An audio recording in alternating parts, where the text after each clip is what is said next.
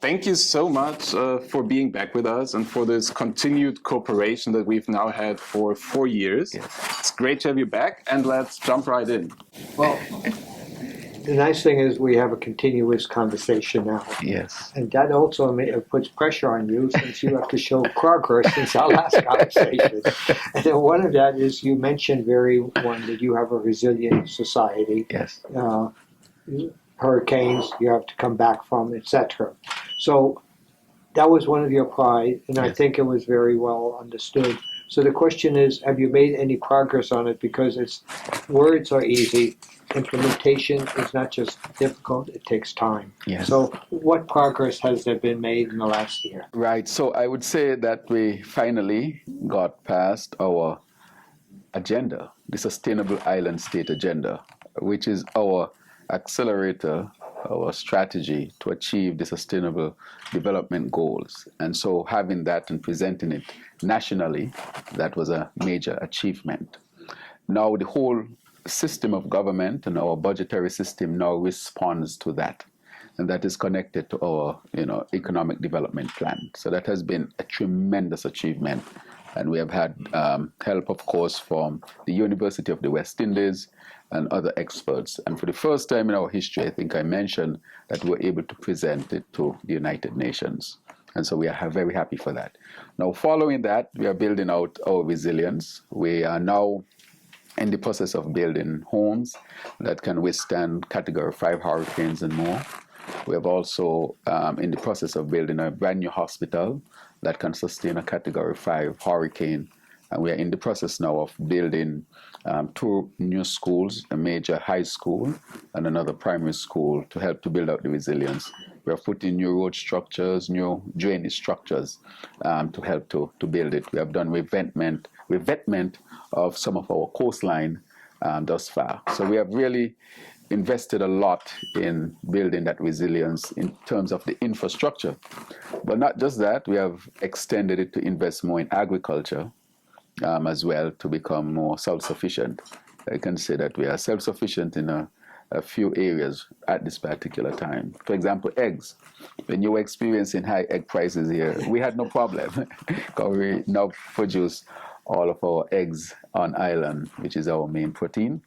We also launched a program for our starch, which was plantain and bananas. So we brought in tens of thousands of banana slips, and so we distributed them. And so we also grew from the agricultural department. So we have a lot of plantains, bananas, now eggs as a main protein. And so we are targeting poultry in terms of meat, and we are targeting fishing to expand on it as well. So we are looking, and we also targeted a fruit, pineapple. So we also brought in thousands of pineapple and distributed them across the country as well, so that we can have a fruit, we can have a starch, and we can have a protein. And then we invested heavily in water, because now we need to go to desalination. Because of the sea level rise, it's now infiltrating our aquifers. So aquifers, we are losing them. So now we have to go to desalination.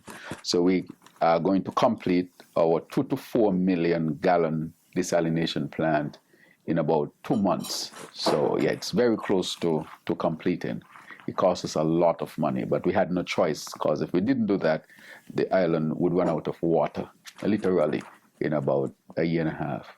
And so so we expect the infiltration to continue because the sea level continues to rise.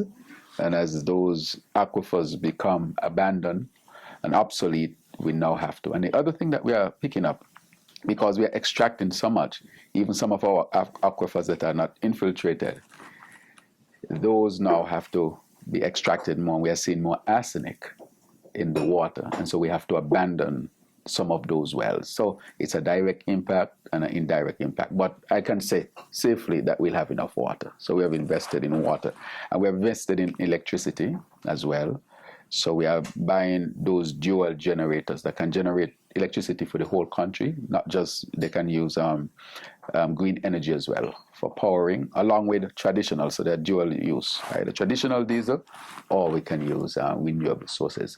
So in a sense, from the energy standpoint, water standpoint, food security, infrastructure, health, education, we have seen a lot of progress. A lot more to do, because it's quite expensive. It's very, very expensive, just the adaptation alone. But we have not separated our economic development from adaptation to climate change. They are now one and the same. So when we say adaptation, we don't even have to mention the word climate change. We just say we're going to make our country more resilient to everything. And that includes, of course, fundamentally the climate change. Because climate change for some people may not be the buzzword. And we understand that. Because some people interpret it differently. But one thing we know for sure is that once you deliver the results to deal with your issues, I think almost everybody can agree on that. There's no water. Let's get water to the people. You can argue whether what caused it or didn't cause it. I think the most important thing is let us solve the problem. So we have taken that path of proactively solving the issues, and I think we have gotten a lot of buy-in as a result. That's very good news. I have another one for you that you advised me on Okay. last time. Can I do it now? Of course. Yes, we discussed IT transformation. And you told me about Estonia. You remember? Yes. Well, I want you to know that I reached out to Estonia. And I reached out to the company that did it, called Cybernetica. And Cybernetica came to St. Kitts and Nevis. And they did the whole study for us and gave us the roadmap for implementation to transform into a digitally advanced country. And I can say that we are leading the Caribbean region as a result. So by January, we will have our national ID. Our national ID, which will have, just like what they did in Estonia, that would have all. So we are trying to eliminate offices and people standing in line. So we are going to achieve that. We are on course to achieve that by the end of 2026. So I want to thank you for recommending Estonia. We went, we got the company, they came in, and they did it.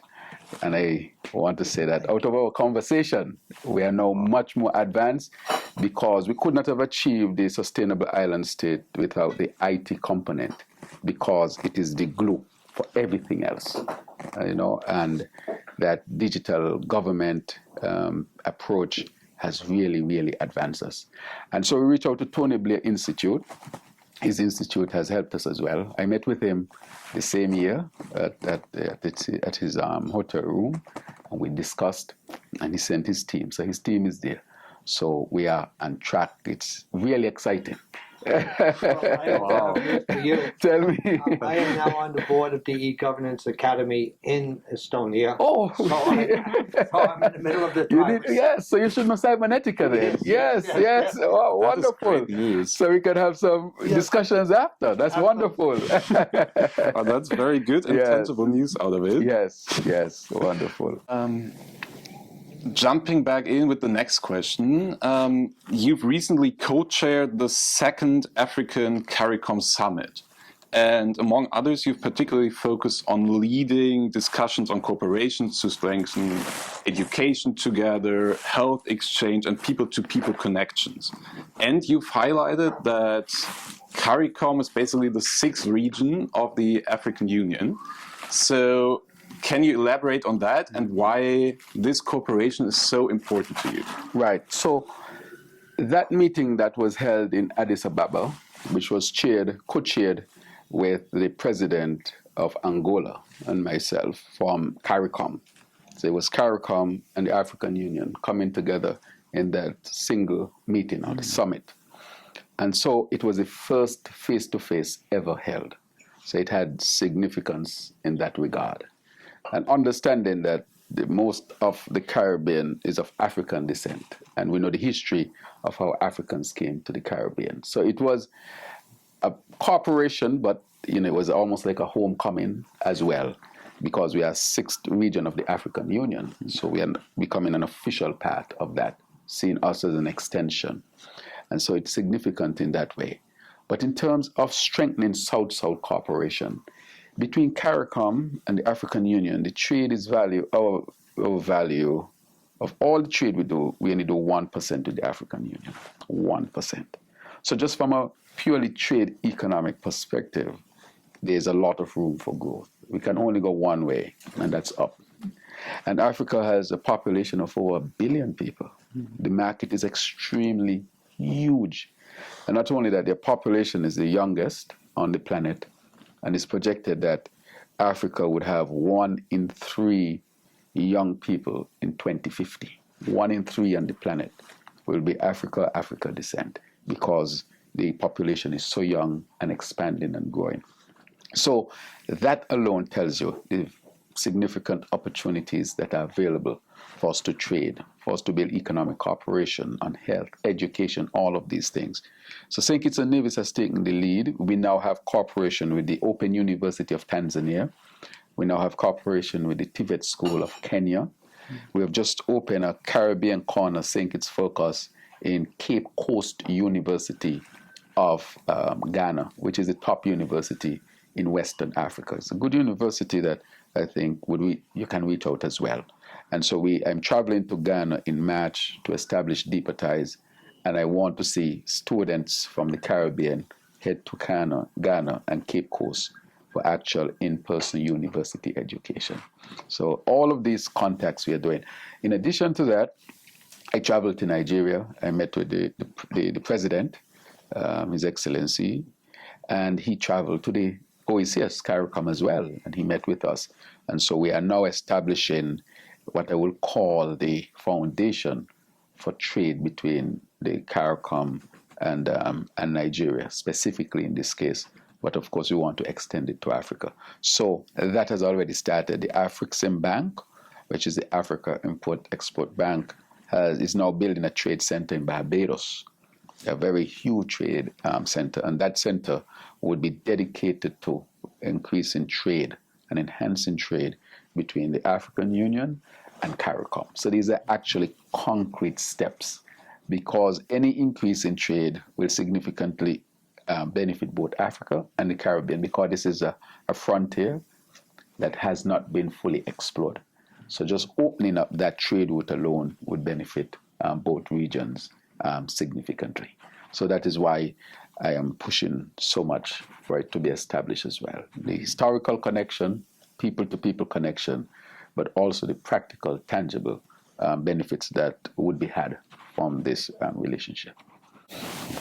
You've already alluded to some of the things that my next question would go, but you will have an opportunity yourself personally as of January 1 to be chair of CARICOM. Yes. You've already mentioned the relationship with Africa that you're doing.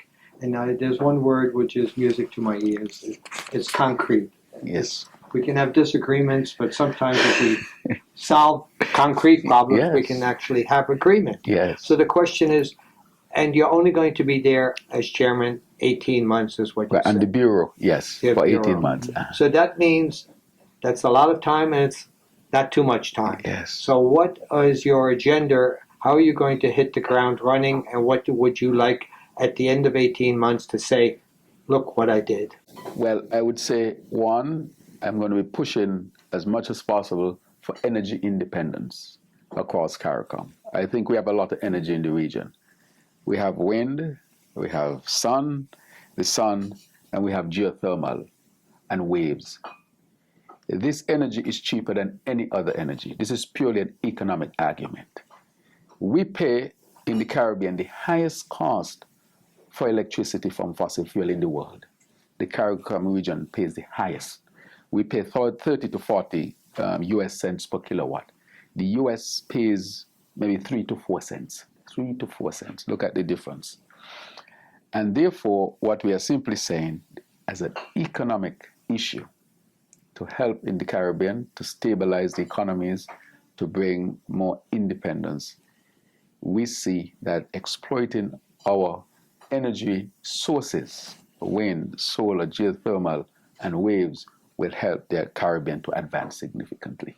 It's all about energy.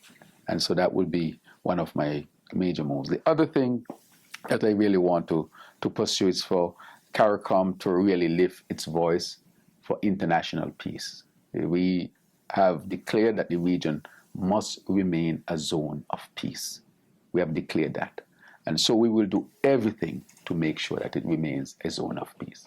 And so we have been, as you know, when Guyana and Venezuela was almost to go to war, it was CARICOM who stepped in and brought Maduro, the president of Venezuela, and brought Irfan Ali, the president of Guyana, to St. Vincent at the airport to sit, and we were not going to leave the room unless we decide there will be no war. And we sat. Of course, you know, you can imagine what took place in the discussions, which I will not disclose. But I will disclose the end of it. There was an Argyle agreement which says no conflict. And thus far, there have been back and forth words and so forth, but there has not been any outright conflict. So we see new developments in the Caribbean again, and we are going to be pushing to make sure that there is no war in the Caribbean. And so I think if we were to get energy independent, I can't take on everything, and we were to remain a zone of peace. And the last one I'll do is to seek to increase the trade between Africa and the Caribbean. If I can get just the needle move a little bit on these three things, I think, and I see, Professor, you always talk about practical and, you know, implementation. So you can't take too much. You have to take what's possible or what would make a difference as well. So those are the three things I'll be tackling: energy independence, trade between the Caribbean and Africa, and work to maintain the Caribbean as a zone of peace. Let me just follow up with one question, if I may, and also digress for a second. Yes. Because you said implementation. Yes. Way back when my wife said, "I know you love me." Yes. Who's bringing out the garbage? So we need implementation. There's that one. Yes. One of the areas that you didn't address and that's of concern to me is deep sea mining. Okay. Is that a factor in the Caribbean, or is that something that you not have focused on at all? Right. So it has not become a major issue in the Caribbean at this point in time.